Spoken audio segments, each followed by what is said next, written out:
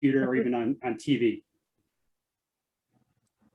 Okay, so what does it take to make precipitation? This is, maybe it's kind of obvious, maybe it's not, but it's the first thing is we need moisture, right? So when you go outside and you feel that really sticky air on some days, you know you have moisture. I mean, I don't know if anybody's been outside today or even opened up your house a little bit, probably not because it's been hot. No. But the humidity has come down just a little bit. So here in Tucson, it's just a tiny little bit less sticky out. And so that means the moisture has gone down.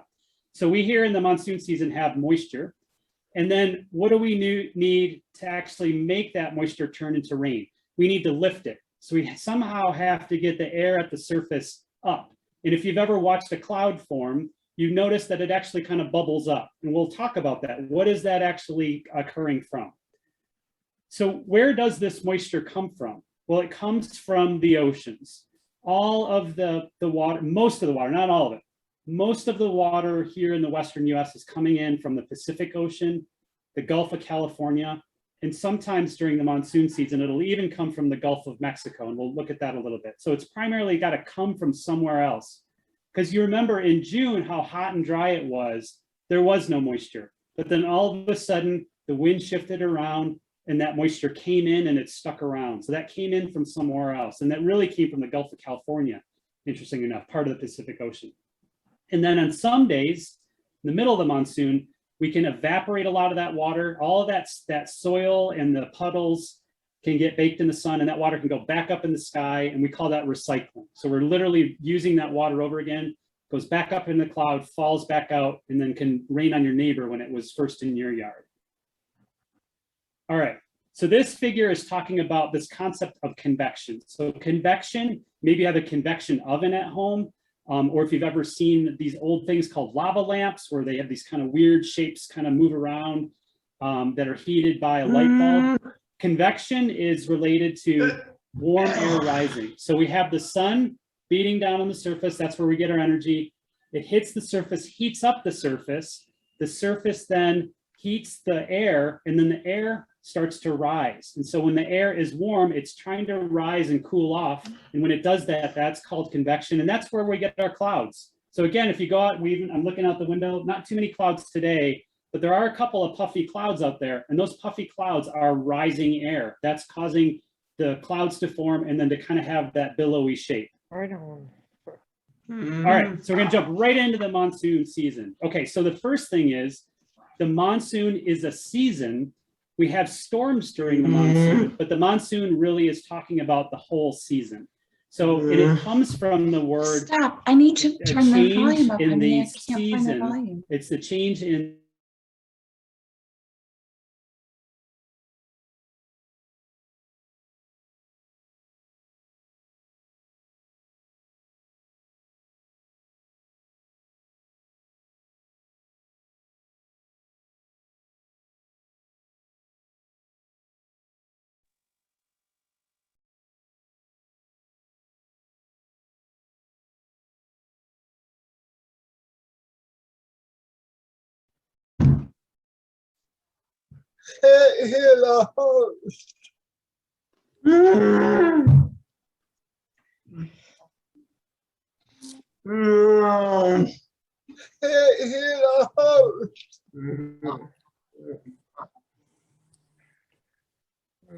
We can't hear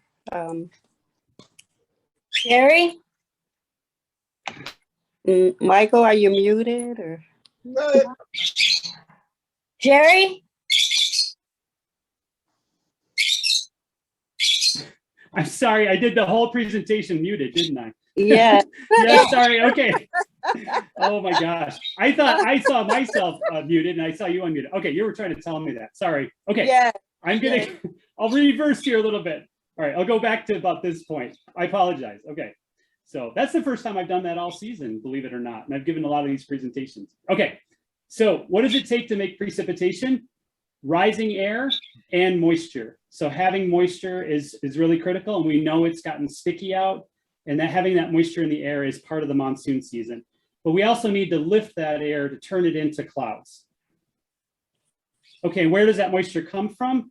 Comes from the oceans, the Pacific Ocean, primarily, and from the Gulf of Mexico. So the Gulf of Mexico is also a moisture source here. And sometimes when we have rainfall and sticky wet conditions in our backyard and puddles, we can evaporate that water, it'll go back up in the atmosphere and then rain down again. And we call that moisture recycling. I'll just catch us up here. Okay, and then this concept of convection, it's just a fancy term for rising air in the atmosphere. And so all of those clouds, if you've ever looked at a cloud outside in the monsoon season, it's got a flat base on it, and then it looks like cauliflower, it's kind of mounded. Well, that is air rising through the atmosphere and bubbling up, and then basically cooling off on the edges and evaporating. So that's what we call convection. So the sun is heating, the sun is the energy source, strikes the ground, heats the ground, and then that rising air, that hot air goes up, and that's convection. So that's the beginning of thunderstorm clouds. Okay, so there's a lot of words here. I don't want to dwell on it too much. Just give you a sense of the word monsoon actually refers to the season. So it's a seasonal change in wind direction.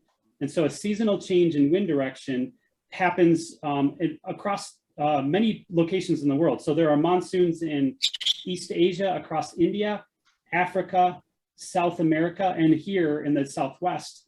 And it refers to a change in the wind from the Southwest to the South to the Southeast. And that subtle change in wind direction, which is our monsoon, causes moist air to flow in from the south.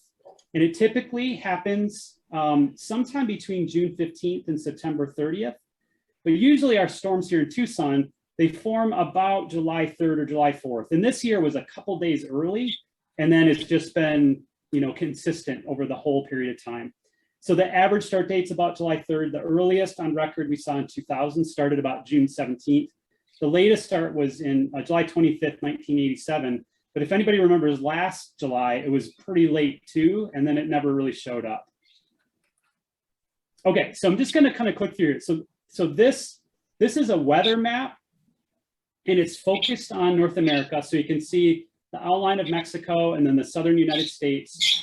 And the colors are going to give us an indication of basically the temperatures in the atmosphere.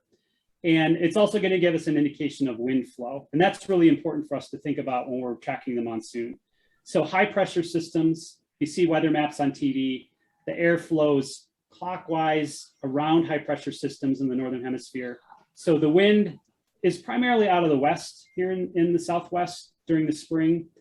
And as the sun gets higher in the sky and starts to heat up all of North America, we start to see the high pressure system get closer to us in June. And then by July, it's usually overhead, and we see this little subtle shift in wind direction. And that's really important. That's our shift in wind direction. We're going to get moisture then. And then this map, which is another colored map here, that's going to give us an indication of how much moisture, so how much stickiness is in at the surface in the atmosphere. So when you go outside, is it a really dry day and it's causing your skin to crack, or is it a really humid day and you can really feel it? So in this map, the colors that are blues and purples are very dry air, and then the yellows and reds are very moist air. And so what this shows you that is in June, we know this, right? It's super dry out. The whole Western US is very dry.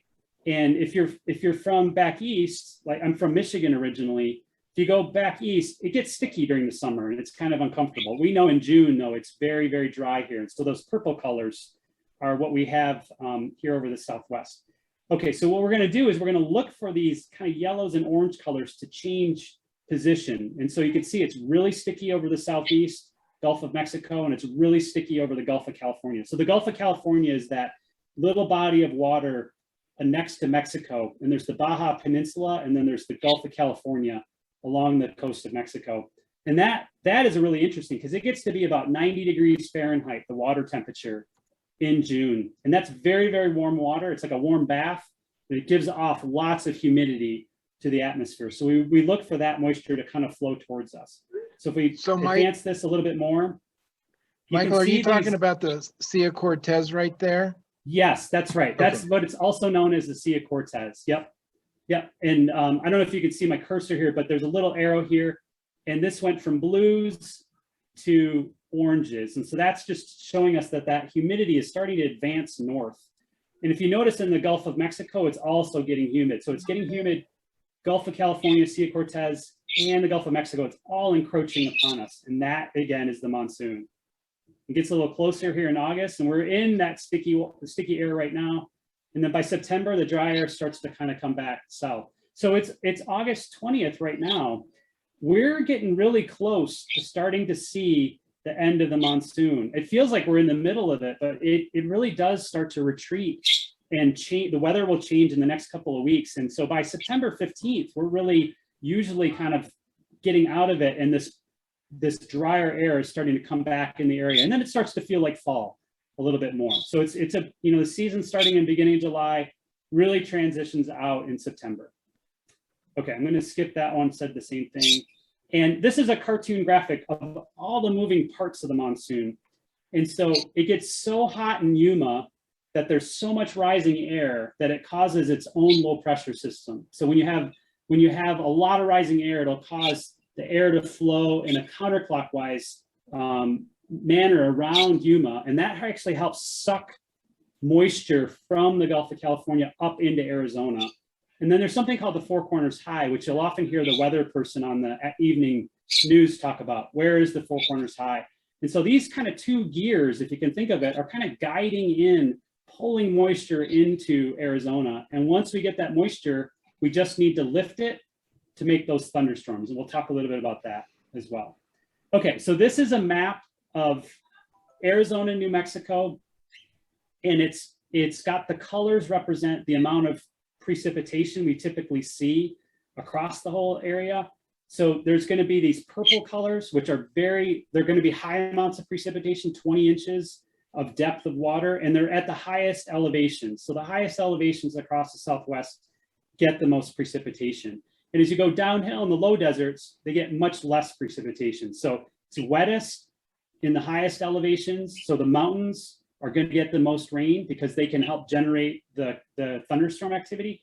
And then if the low deserts are lucky, it can go downhill. This summer, everybody's been lucky. It's rained everywhere. It's rained in the mountains and it's rained in Yuma. And that is really unusual in a monsoon season. And then if we look at this series of maps, it's June, July. So June is upper left, July, August is the lower left, September is the lower right. This is the monthly average precip. So it just gives you a sense of where is it raining in those months. Again, the mountains are the wettest, the deserts are the driest. But from June to July, there's a big pop and light up. The elevation, all of those mountain regions really start to pick up the precip. And then by August, it kind of spreads out. So it's typically raining upper elevations and lower elevations. And then by September, it starts to retreat again, and it's only raining in the mountains and it dries out again. Okay, so thunderstorms. So remember, we were talking about we need moisture and we need lift, right? Those are the two things to get it to rain. So we have the moisture now. We talked about where it came from. It's coming from the oceans. It's getting sucked up into the region. And if we have the sun beating down on the surface, and especially if it's beating down on mountains, we can get this formation of thunderstorms. And so this is just a little cartoon graphic. And if you go out and you look at clouds, and the clouds during the summertime are my favorite, because like I talked about before, they look like little cotton balls.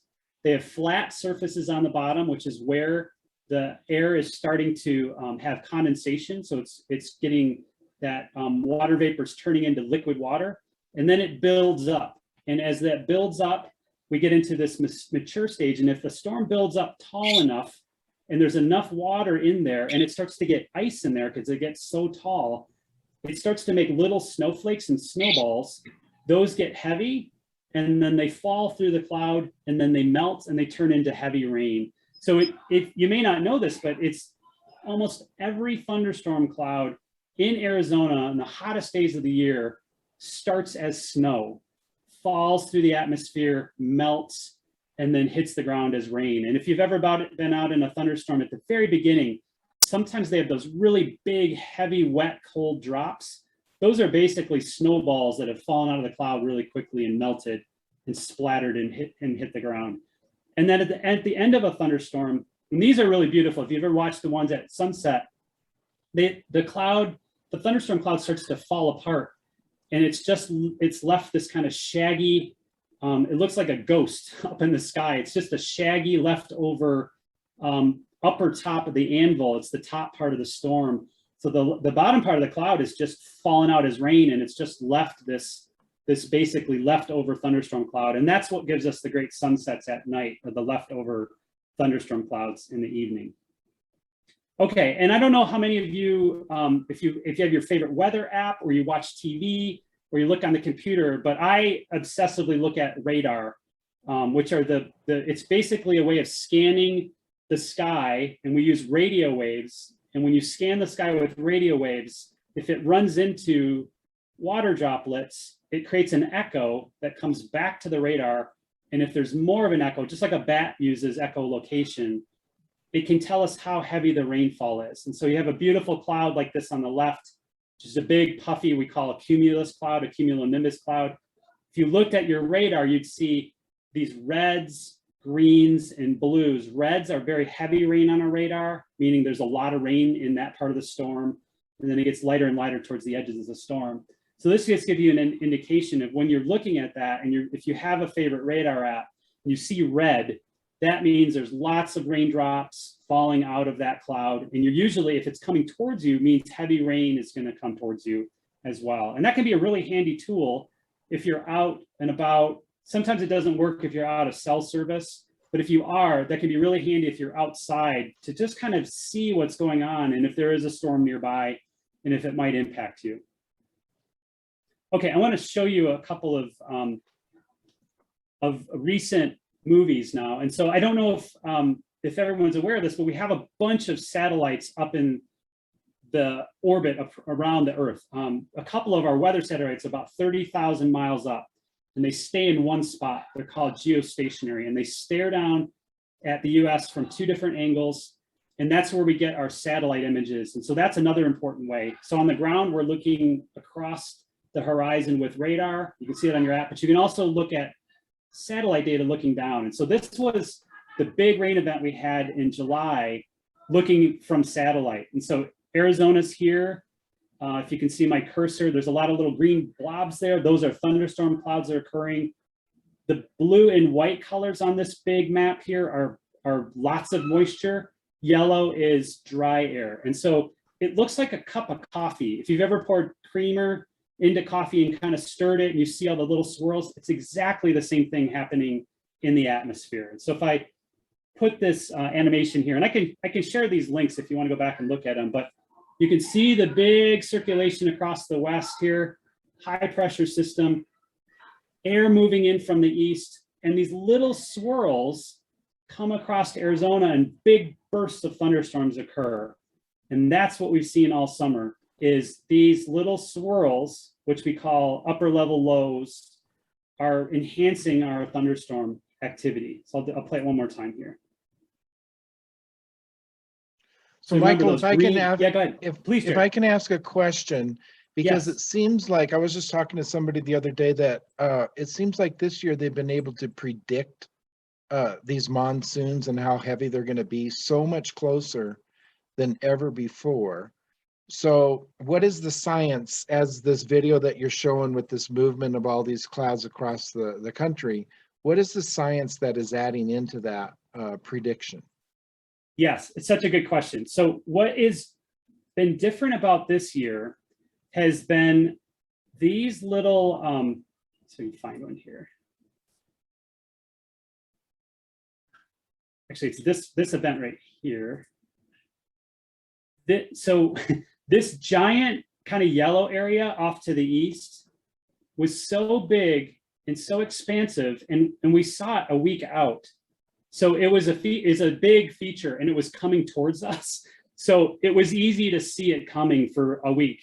And so it started like here, over in Texas, and then it was coming west towards us. Right. It actually started up in Canada, which is kind of interesting. If you can kind of see it, it was up here. It was up over the Dakotas, and then it started to drop south to kind of these yellow areas. And it formed over Oklahoma, and then it started to turn towards the west, and then it's coming towards us. And so the weather models they're much better than they were even 5 years ago or 10 years ago. So we could see these things. But the monsoon, when it when it has these big things coming at us, and we know it's going to do big things everywhere, it's just a lot easier to anticipate it. A normal monsoon season usually has moisture, and then thunderstorms form kind of erratically over the mountains, and you're not sure where they're going to go. That's like a normal monsoon season. This year has had all these wonderful big things coming at us. And I'll show you another one here. This is going to be a radar. So now we're going to look at radar for the most, this was like 2 weeks ago. And this is zoomed in on Arizona. And remember we said, when we look across the sky, the radar, if it sees red, it's not seeing red, it's going to translate it into red, not red for us. But that means heavy rain. So anytime you have red or yellow, it's heavy rain, and light and green is light rain. So this is going to be August 14th. So this is just a week ago. And we can look at this loop, and we can see how those little tiny thunderstorms form. So those are kind of the more normal ones.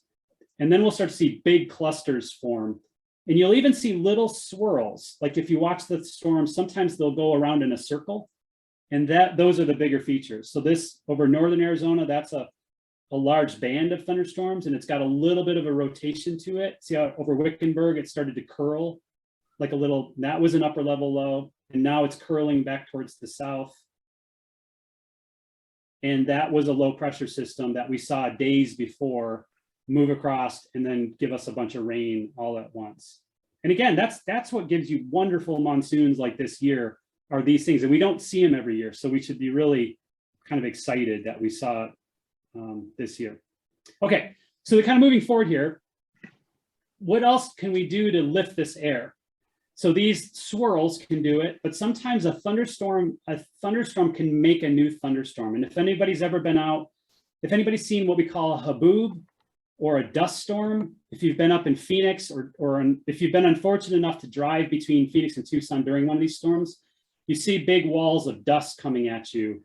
Well, that big wall of dust is all the cold air that fell out of a storm. It hits the ground and then it spreads out because it's heavy and it goes off in every direction. So if you do an experiment at home, you pour a glass of water on the counter, it's going to hit the counter and then it's going to spread out in this kind of thin layer across the counter. It's exactly what happens with thunderstorms. And when it does this little wedge of cold air, and it looks like a wedge, you know, it looks like a little shovel here, that edge of the dust storm. It's cold air in the dust storm and it's warm air outside of it. And so as that cold air from the dust moves along, it's pushing up new air. And when it pushes up air, it's causing lift, and new storms can form off of those storms. So we have a lot of times here in Arizona where one storm will pop up in the mountain, the air will rush out of it, and you can go in your backyard and you'll feel that cold air rush past you. And then you can look up and see, oh my gosh, there's a cloud forming over my head because of that rush of cold air. And that's what we hear. And it's really cool because you can see them on radar every once in a while. So this ring around this is not here. This is from Nebraska where it's really flat. It's easier to see them, but you can see them here as well. Remember, so these red areas, lots of heavy rain hitting the surface. So this is straight down, hitting that flat surface, and then it spreads out in every direction. The radar can actually see the cold air rushing out, and we'll look for this to see where new thunderstorms are going to form. Happened in Phoenix the other night when they had all that big flooding that they had was because of, we call outflows coming out of these storms. And then finally, in the late September, when fall starts to come, we can have big cold fronts come in from the Pacific, basically, because the whole northern hemisphere, the sun angle is getting lower, it's cooling down. That cold air is forming at higher latitudes. It can move south. And again, it's the same thing as our outflows. It's a wedge, and it can lift the air, and we can get thunderstorms off of cold fronts. We don't have them very often, but they will happen later in September, and they can often produce severe thunderstorms. Skip that one. Okay, so I want to show you this. This is one of my favorite things we've got going on here at Arizona, is we have a camera mounted on the roof of one of the buildings on campus, and it points towards the Catalina. So this is looking at the Catalina Mountains, so it's looking north. The Catalina Mountains there, so Mount Lemmon is here in this whole skyscape, and it takes a photo every 10 seconds, and it does this all the time, all summer long, all year long.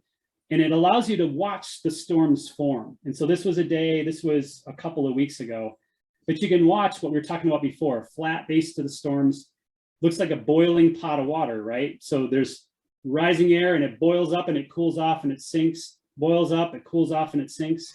And then if it can get going enough, the storm will form and it'll get taller. And then you'll see rain fall out of the bottom of it. And this will get more interesting too. And if you may notice too, the air is going from different directions at different levels. So the air is coming out of one direction at the lower levels and going off to the other direction at upper levels. You can even see little jet streaks, little lines from planes going by.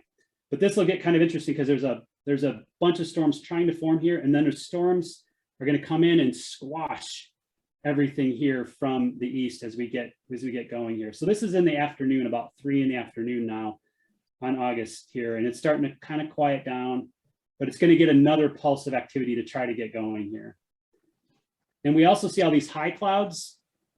Those are thunderstorms from other areas now moving in and kind of going over top here. And one storm tried to get going, but then a big storm to the southwest of us reached over and then basically shut it down from the top.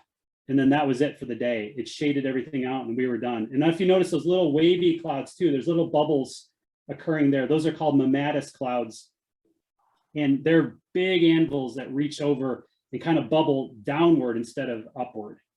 And so we've got some great videos. I can share the link. You can look at these. I look at these all day long if I could. So the public can have access to that site? Oh yeah, absolutely. I'll put it in chat when we're talking a little bit either. And you can go in and just look at these. These are they're just art forms in their own right. Just looking at these cloud videos. And if you look at some of them, they go all night. You can look at the ones at night and you can actually see the lightning strikes occurring from the bottom of the clouds. It's really cool. Wow. Yeah. Okay, so just a little bit of wrap up here on some safety tips here too. So there's a lot of stuff. We now have smartphones and cell phones, and they now go off with all of these warnings and alerts. And sometimes they can be a little bit confusing and even a little bit worrying sometimes because you're not sure what they mean. A lot of the things that have been going off lately have been flash flood or flooding related warnings, and they're all issued by the National Weather Service. And so there's a couple of things here that we've got different types of products that we might want to look at and really know about. So there are products coming from the National Weather Service called flash flood watches and warnings. So flash floods are heavy rain. A watch means the heavy rain could occur. A warning means it is occurring, and it's flooding during or immediately after the rain. So it's occurring and it's imminent. And if you get a warning and you're near that, you should be aware. And there's other ones that are a little bit, that one makes more sense, straightforward. There are things like aerial flood watches or warnings.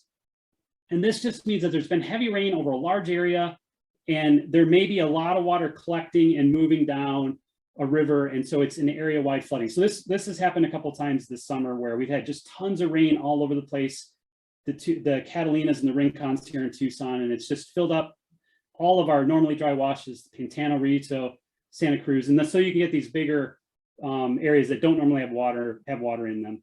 And that can lead into river flood watches and warnings. We don't typically see these here because we don't have running rivers. But if you were, the Salt River could see something like this, or the Verde up north that actually has some flow in it. You might see some river type flooding warnings there.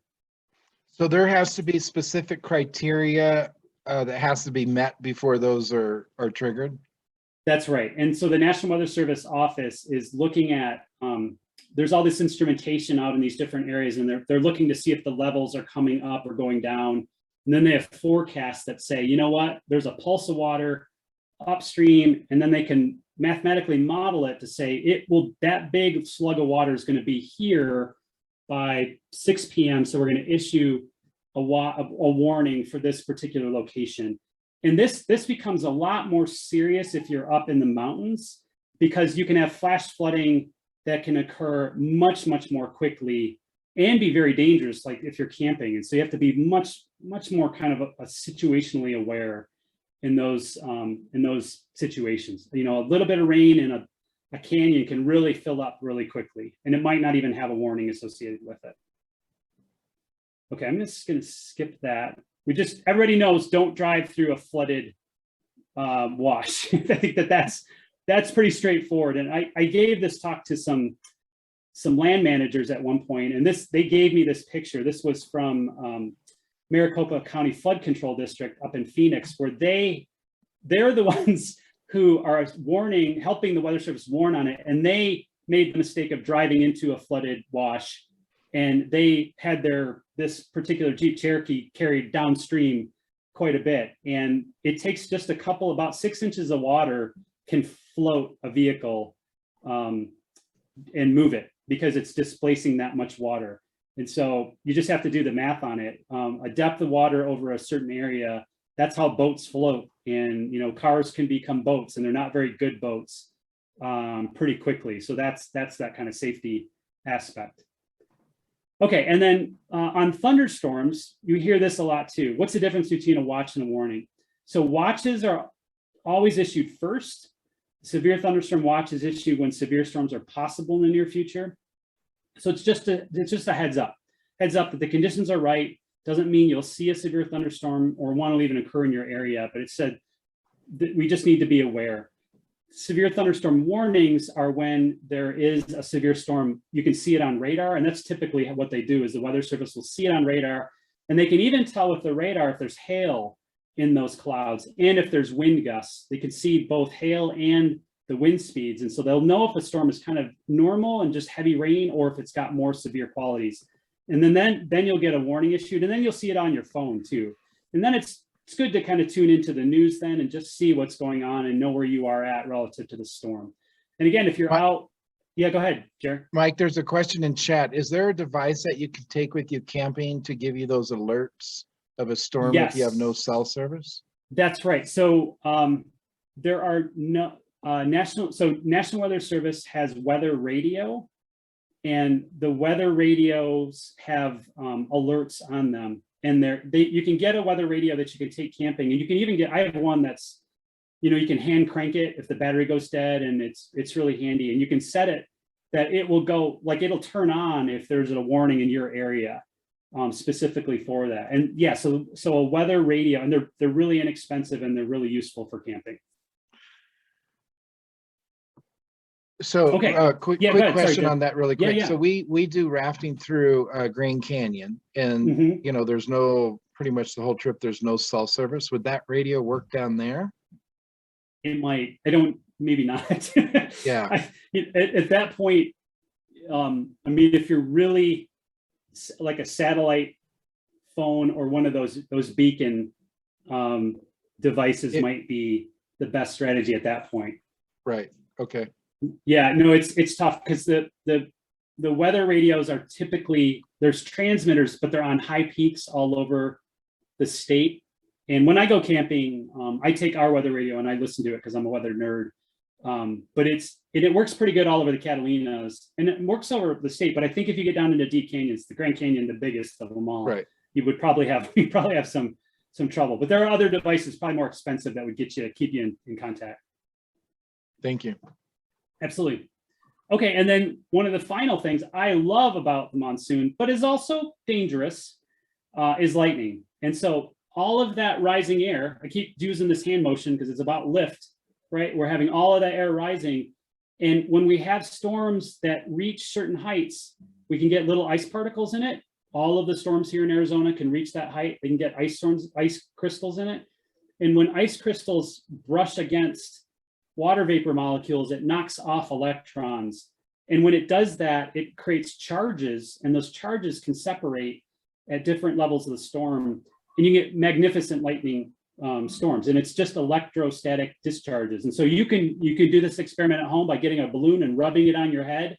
You're doing the same thing. And if you get that static electricity on your hair, it's the same thing that's happening in a lightning storm. And we had a couple of lightning storms with impressive lightning even last week. And a storm is really, really going if there's lots of lightning associated with it. That means there's really, really strong air updrafts occurring in those storms. And so lightning safety, so this I think is really, really useful. And this is the lowest tech thing you can take camping. If you hear, well, the first thing is, if you see lightning and you start counting 1, 2, 3, 4, 5, and you hear the thunder, it's 1 mile away. So flash to bang of 5 seconds is 1 mile. If you keep counting and you get to 10, then you hear the thunder, it's 2 miles. If you get to about 30 seconds, you're starting to notice that you can't even really hear the thunder. That means it's pretty far away. And this has to do with the speed of light is really fast, but the speed of sound is actually pretty slow. And so that's what gets you that difference between lightning and then thunder.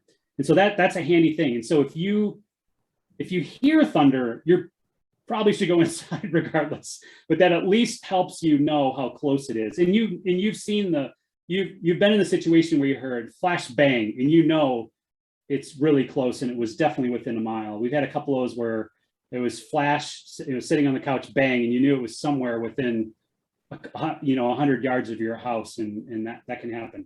So lightning safety, the safest thing is to go inside and then wait 30 minutes. Sometimes you can't do that. Don't take shelter under trees and don't go to high areas. That's going to just put you up in the easier spots for lightning to strike.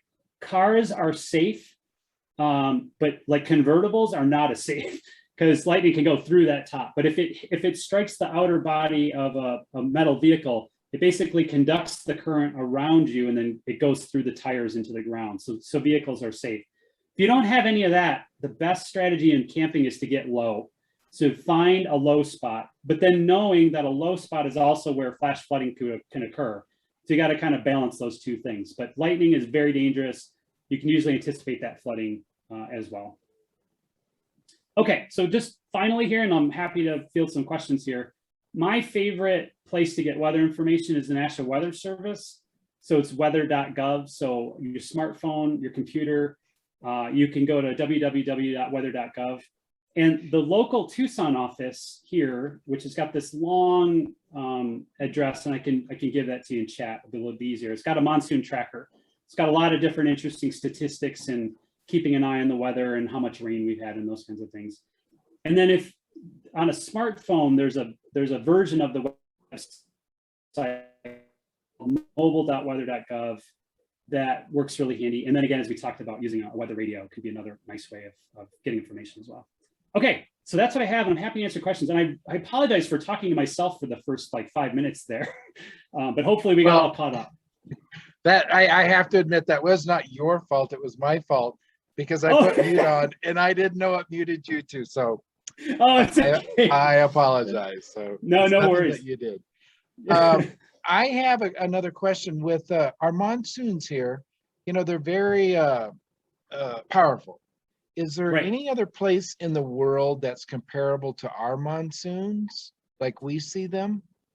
Yes, and so the even bigger monsoon system is in India, right? So India and the Indian subcontinent it's pretty flat along the Indian Ocean, and then there's the Tibetan Plateau. So Mount Everest, is at one end, and then sea levels at the other end. And so Mount Everest sticking up in the air in the sunlight in the summertime causes a complete reversal in the wind. So it flows from that very, very warm Indian Ocean across India and Bangladesh.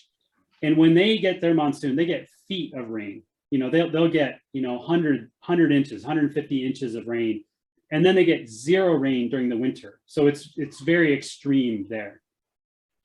Is there correlation between, like, we're having a really big season for monsoon? Are they having that, or are they the total opposite on that side?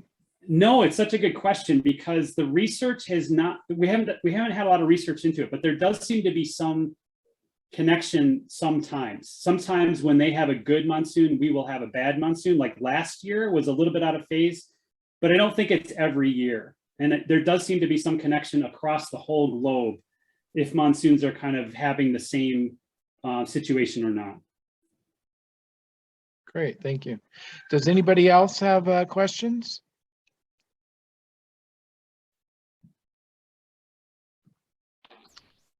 You can go ahead and take your screen down, and then we can, let's do that. We can see everybody.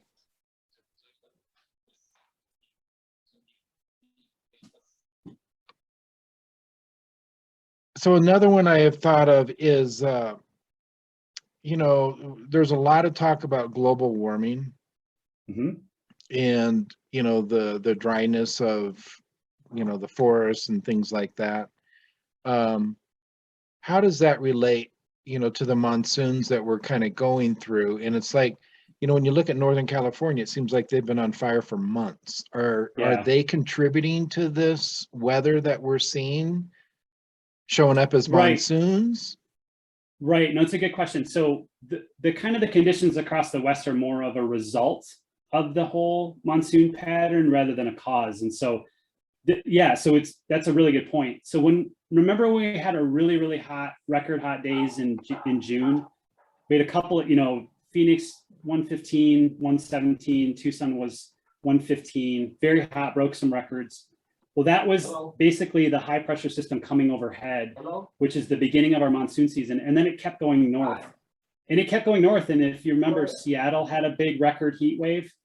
That was the big monsoon pattern, but over the Pacific Northwest. And so since we've been so wet, that means that somebody else has been very hot and dry, and it's to the north of us. So California has had a record hot, record dry in this fire season. And a lot of it is because it's such a good pattern. When it's a good pattern for us, it's usually bad for them. And so that's what's worked out this particular year, is that we've been in a fantastic spot to continually get the rain move through here. And that means the pattern's been stuck with having very hot weather over north of us. I have a question, Jay. Yes. Just want to let you also know, no, we did hear you the whole time in the beginning. It was just about a minute there. Yeah. Okay. Yeah. Good. Right when you started talking about monsoons is when it got muted somehow. Okay, but good. I have a really dumb question. So I probably didn't pay attention in school when this was discussed a long time ago. So why are the clouds white? So does that mean that there's less, it is moisture, but it's just less moisture, and so when they get darker, it's because there's more moisture? Is that what's making them white? Yeah, this is such a good question. I don't think most people know this, because I don't think it was even taught in school. I don't think I learned it until I got to college and actually studied weather. So water vapor, you can't see water vapor. So water vapor molecules are it's water in gaseous form, and it's too small to actually scatter light. So that's how we see stuff, as light is bouncing off of something. So when clouds form, you're actually getting droplets of liquid water, and droplets of liquid water do a great job of scattering light in every direction. And when you scatter light in every direction, it looks white, right? And so if you scatter light like more red light than blue light, you get a red sunset. And if you scatter more blue light than any other kind of light, you get a blue sky. And so it has to do with the size of basically the size of the particles. So the little water droplets and ice crystals too are just the right size and shape to scatter light in every direction, which is why they look white. So when a cloud starts to look gray, it's a shadow. And so if you've got a really tall thunderstorm cloud and it looks white at the top, but it looks dark at the bottom, it's just that the sunlight can't get to the bottom and looks gray. So it's just a shadow at that point. Wow. No, I had no idea. Yeah. Isn't it cool? Yeah. Yeah. That's great. Thank you.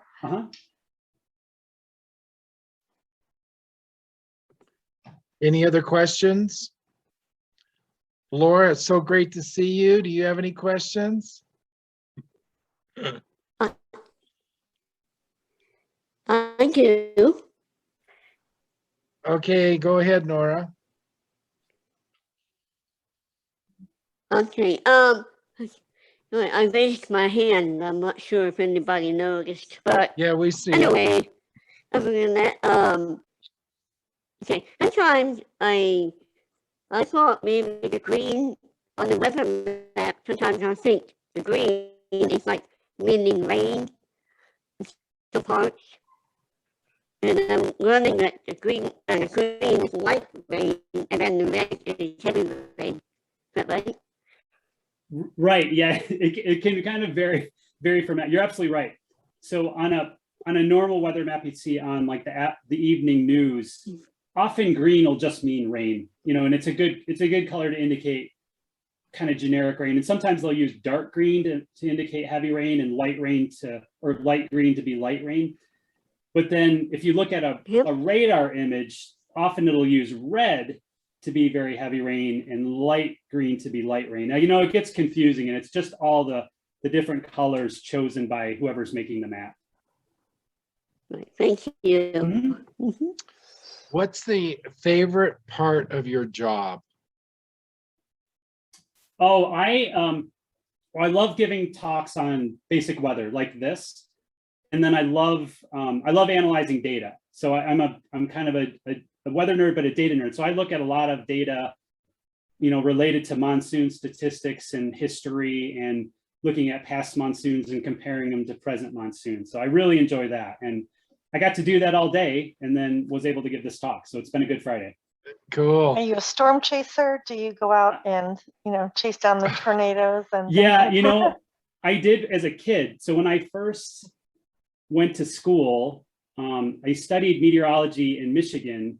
We didn't have a lot of severe weather in Michigan, not like the Tornado Alley, but I did go chase storms then.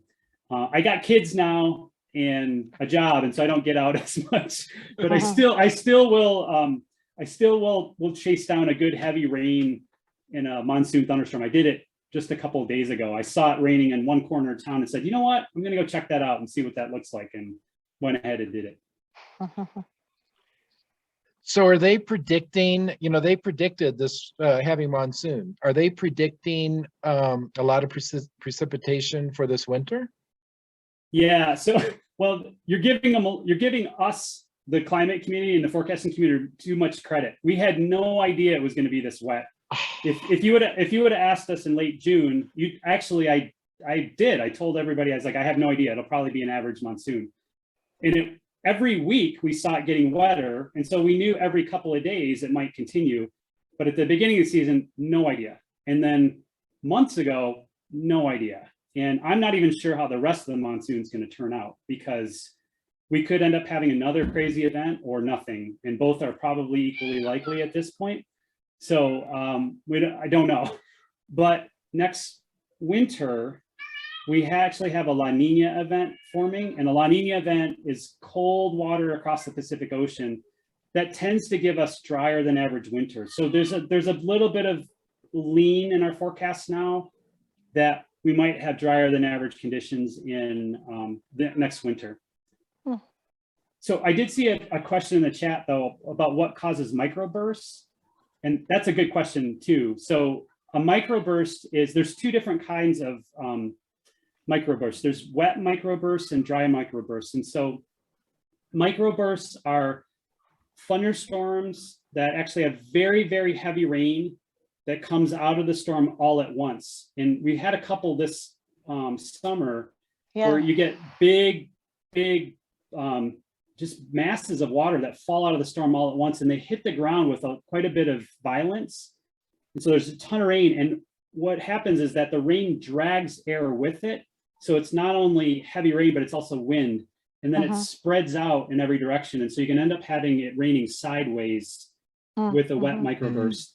Sometimes we'll have dry microbursts, which are at the beginning of the monsoon season. So all that water is coming out of the storm, but it's evaporating before it hits the ground. So instead of water hitting the ground, you just have cold air, and the cold air can spread out and cause a lot of wind and knock stuff over as well. Yeah. Very interesting. It's I find it very fascinating. You know, I've lived in Arizona or Phoenix my whole life, actually even Sunny Slope my whole life. And it's just like, I've seen a lot of weather, you know, that's happened. And it's just always amazing. The other night, I've been up here in Northern Arizona, up on the rim for this week. And, you know, always watching the weather on TV, but I want to say it was 2 nights ago that the storms actually started down by, I want to say Gila Bend, and then going northeast. So everybody got it first before we got it up here on the rim, and it followed up. And it's, I think before that, you know, the storm started up here on the rim and then went down south and got everybody in Phoenix. So that's normal. Like that, what you just described is it's usually starts up high and goes down. Right. But like you said, it went the other way. And that was because there was one of those little circulations that started in low desert and then just kind of wandered back uphill. And again, we don't see that every monsoon season. And we've seen it, 5-6 times this one monsoon season, which is weird. Super. Any other questions, you guys? Well, Dr. Crimmins, I really appreciate you taking the time to educate us on monsoons and being safe and, doing our activities, and very much appreciated. Thank you, thank you, thank you, and Yeah, stay thank you safe. very much. Thank Yeah, you. no, thank you. It's great questions, and happy Friday, everyone, and enjoy getting outside. Thank Thank you. you. Thanks. Thank you. Super, thank you. All right.